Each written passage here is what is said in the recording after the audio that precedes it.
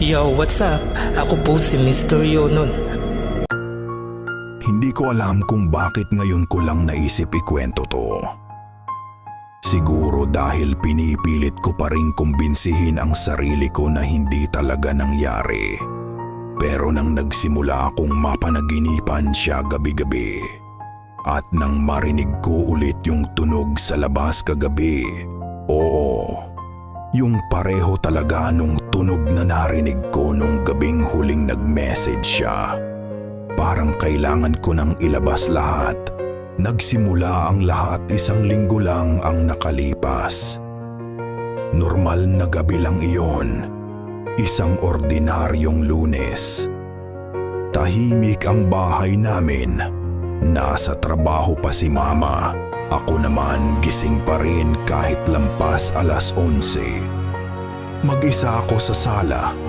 Nagkukulong sa dilim at cellphone lang ang ilaw. Alam mo yung pakiramdam na parang may kulang sa gabi mo.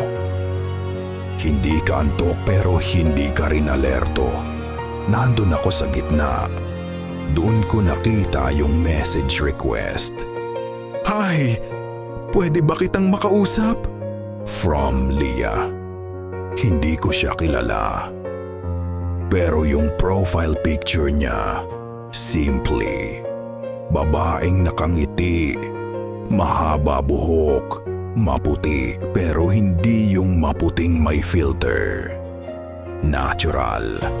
May suot na pulang jacket na may konting himulmol sa laylayan. Yung ngiti niya, hindi malakas, hindi pilit, pero parang may lungkot sa mata. Usually dine-delete ko lang, pero ewan ko ba, that moment sinagot ko siya. Sure, sino ka? Wala, gusto ko lang may makausap. Nakakabagot kasi. Nag-chat kami ng halos 1 oras. Ang gaan niya kausap. Parang matagal ko na siyang kakilala. Kahit unang gabi pa lang. Hindi siya demanding. Hindi siya bastos. Hindi siya creepy. Parang normal na normal. Kinuwento niya na mahilig daw siya sa malamig na lugar. Gusto raw niya tumambay sa tulay malapit sa ilog. Nakakapag-isip daw siya ron. Tinanong ko kung saan banda ang lugar na yon. Pero sabi niya, next time ko na sabihin nakakahiya eh. Bago siya mag-good night, nagpadala siya ng voice message. Kala ko normal lang. Pero pag-play ko, puro static. Parang humihinga ng malalim. Parang nanginginig. Akala ko mahina lang ang signal. Hindi ko pinansin. Kinabukasan, may chat siya ulit. Masaya. Magaan. Sa sumunod na araw ganun ulit. Hanggang 4 na araw na parang naging routine na namin mag-uusap.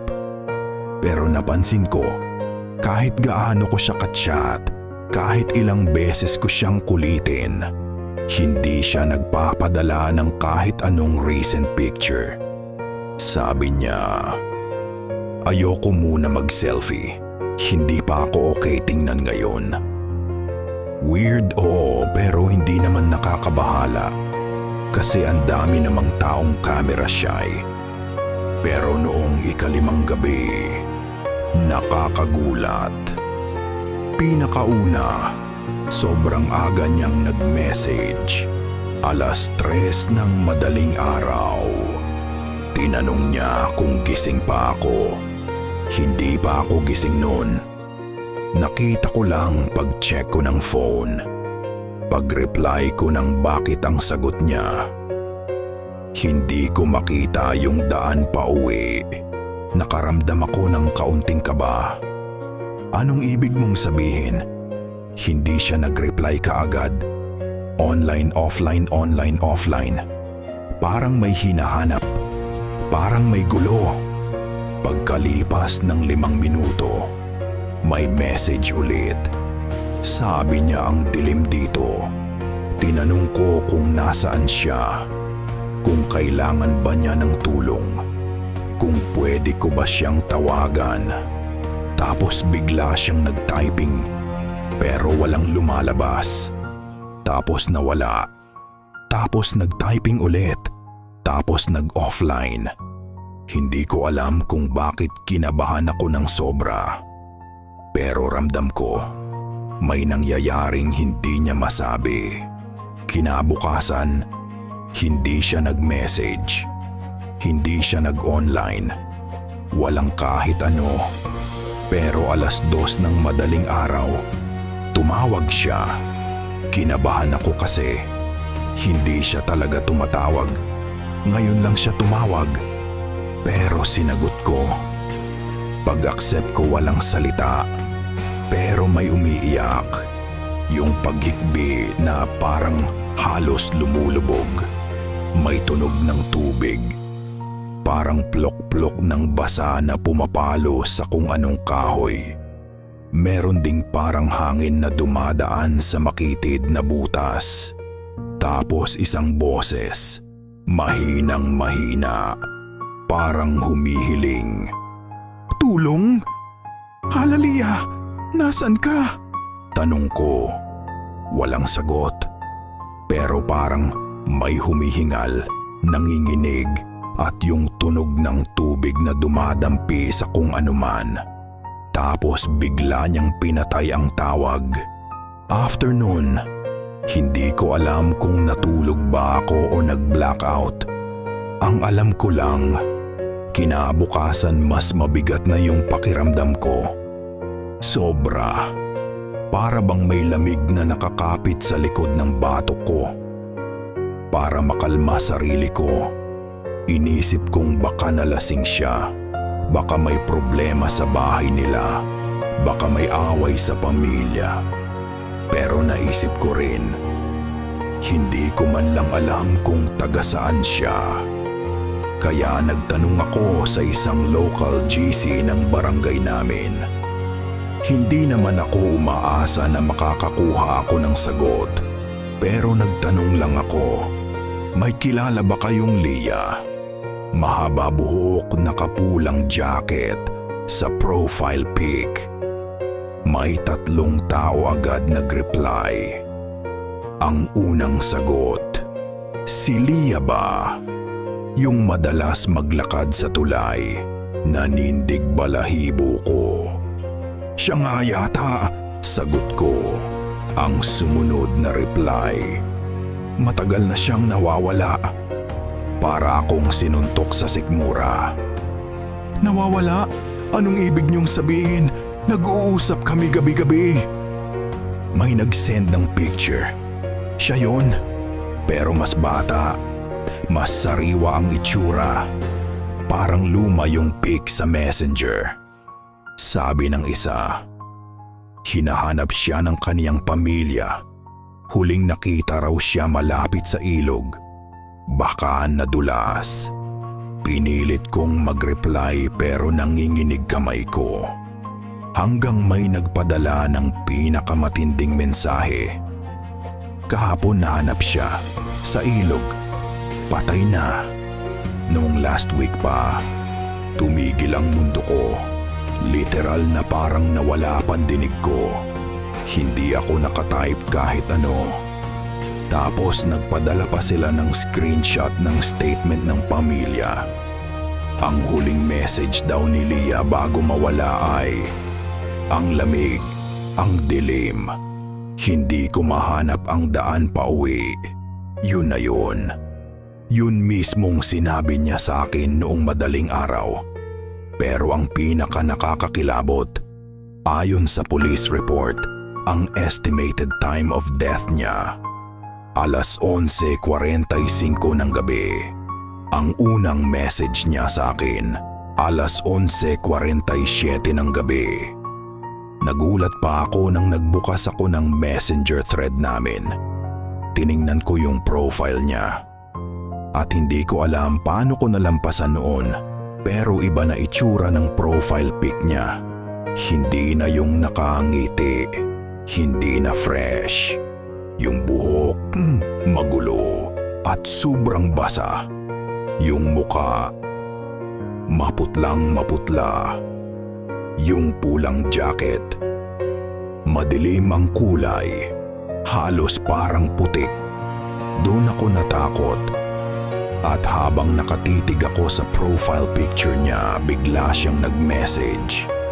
Salamat ha, hindi mo ako iniwan nung naliligaw ako.